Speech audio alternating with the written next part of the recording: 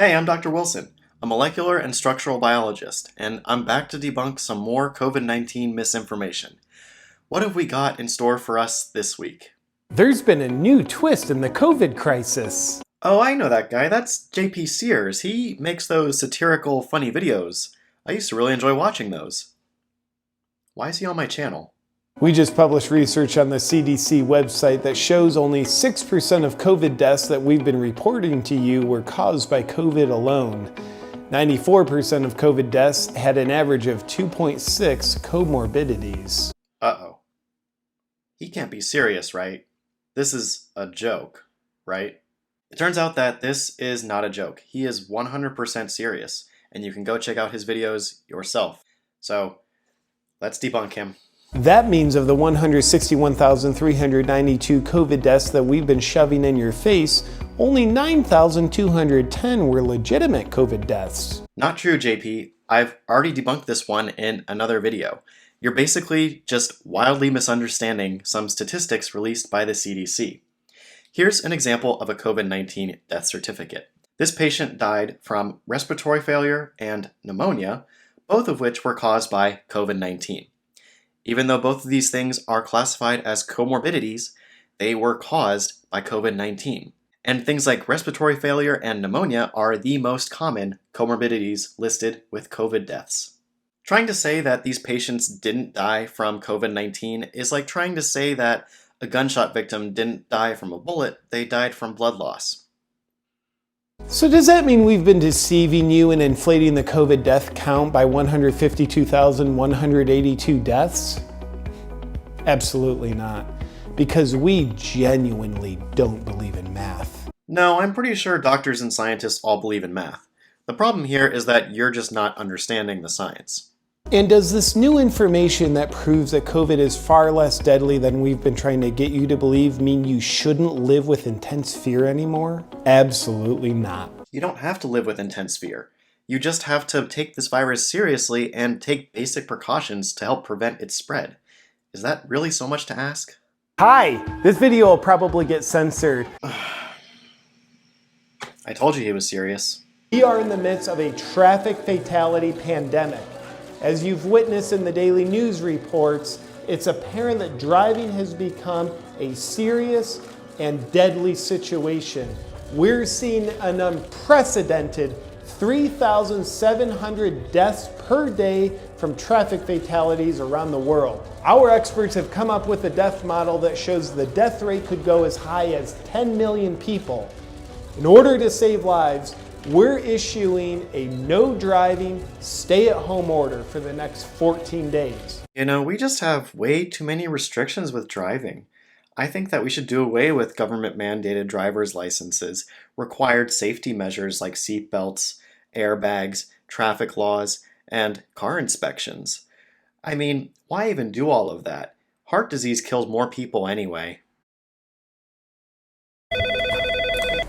Pandemic Hotline, how can I help you today?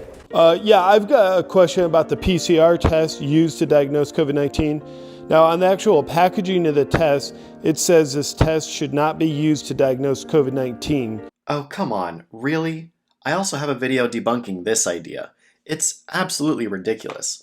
The COVID-19 PCR test is very accurate. It's designed to detect the virus that causes COVID and only that virus.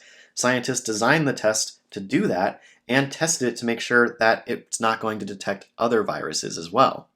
And nowhere on the package does it say it's not meant to detect COVID. That's just a complete lie. Pandemic Hotline. Yeah, I'm having a little bit of an issue here. It looks like the government isn't sending me a $30,000 check for one of my patients' COVID deaths. Wow, okay, no. Doctors do not get paid more for writing COVID-19 on someone's death certificate.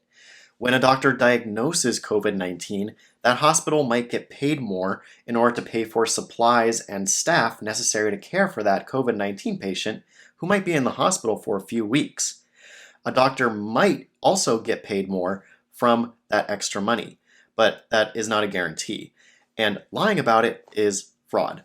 Yeah, I know, our healthcare system in the US is kind of messed up, but that is not evidence that COVID-19 deaths are inflated. In fact, there's all the evidence for the opposite.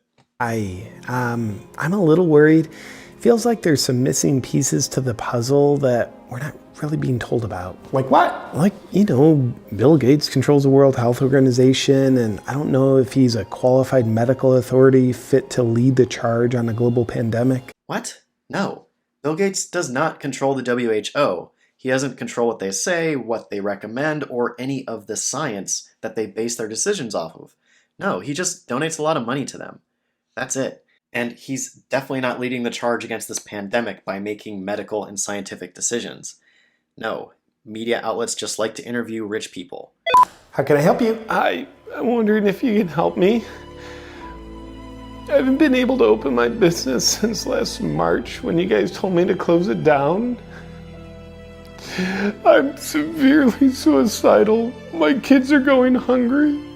And my wife developed a drinking problem trying to cope with it all. Sounds like you're doing exactly what we need you to do to stay safe. Look, lockdowns suck. It has been hard on everybody. I can totally agree with that.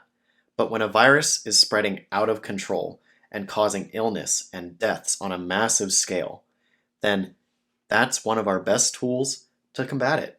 The science is really clear. Lockdowns work and help prevent the spread of a virus when it's out of control.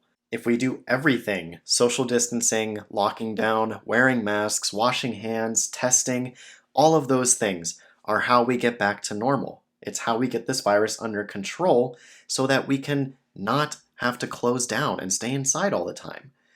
Just do that. And if you're going to act out a satirical sob story about how hard it's been to be in lockdown, you definitely need to look at the other side of the coin as well. Check out this vlog from a COVID-19 doctor. It is April 18th, pretty early in the morning.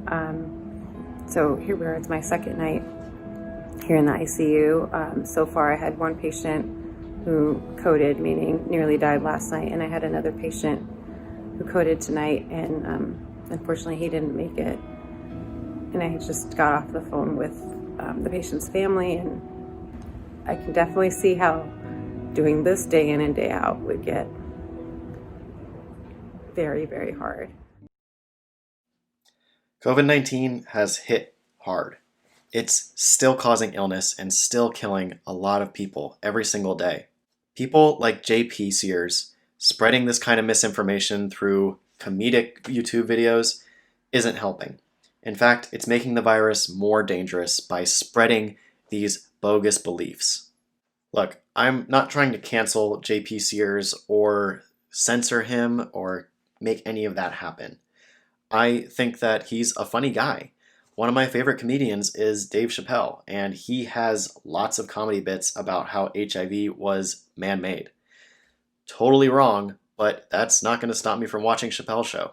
So, if for some reason JP sees this, I'm not a very big YouTuber, but if he for some reason sees this, if you're watching, let's talk.